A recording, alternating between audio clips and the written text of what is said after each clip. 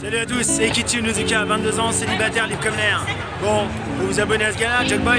Je crois que c'est pas mal. Ciao, portez-vous bien. Salut, c'est Jogboy, j'espère que tu vas bien. Aujourd'hui, on se retrouve pour la review du chapitre 131 de Chainsaw Man. Alors, avant de commencer, je tenais à m'excuser pour le retard qu'elle a pris cette vidéo. Je sais qu'elle sort un jour avant la sortie du prochain chapitre. C'était juste pour dire qu'en fait, en ce moment, j'ai pas trop eu la motive de faire des vidéos, ça. Et je veux pas trop me forcer. Il y a que les reviews où vraiment je tiens à cœur à vraiment les faire, donc c'est pour ça que je la fais quand même, malgré le fait que le chapitre 132 sort demain. Bref, aussi pour vous dire que, en fait, voilà, je prépare des vidéos et tout. Je sais pas quand est-ce que je vais tourner, mais au moins j'en prépare quelques-unes. Comme ça, je pourrai revenir avec autre chose que du Chainsaw Man. Bref, sur ce, j'espère que ça va vous plaire. Allez, on commence tout de suite.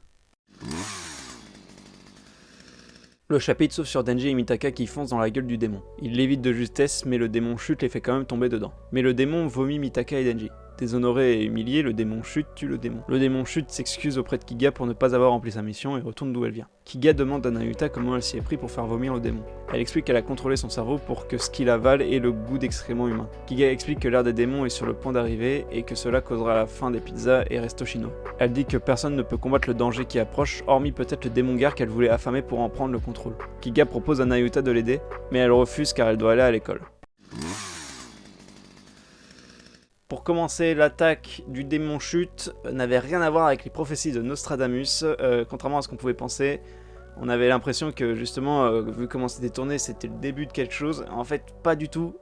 Et si le danger décrit par Kiga est encore plus grand que ça va être galère parce que bon, vu comment Denji et Mitaka ont galéré pour tuer ce démon, ils ont même pas réussi en fait, c'est juste grâce à Nayuta, hein, ils ont galéré, ils s'en seraient pas sortis en fait si c'était en Nayuta.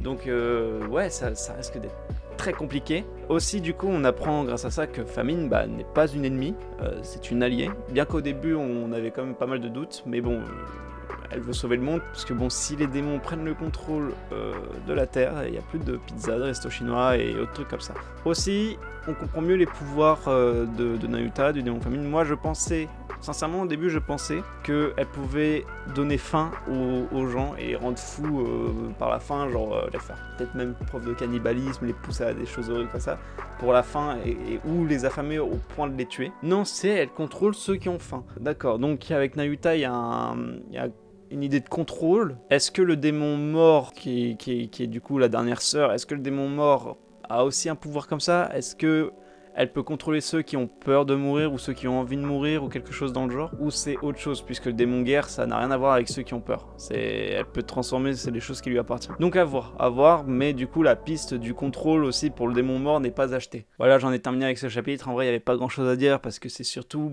les démons qui se font battre et après on a de l'exposition du côté de Mitaka et Kiga et qui explique la situation et tout ça. Par contre, j'ai bien aimé la transition bataille-école. Comme ça, d'un coup, c'est du Fujimoto, mais plus, et j'ai pas eu ma putain de référence à Akira, j'ai envie de pleurer. Bref, sur ce, n'oubliez pas de vous abonner, d'activer la cloche, de lâcher un like, lâcher un commentaire, pourquoi pas de partager la vidéo, et potentiellement me suivre sur Instagram, ça fait toujours plaisir. J'espère que cette vidéo elle vous aura plu, et je vous dis à la prochaine.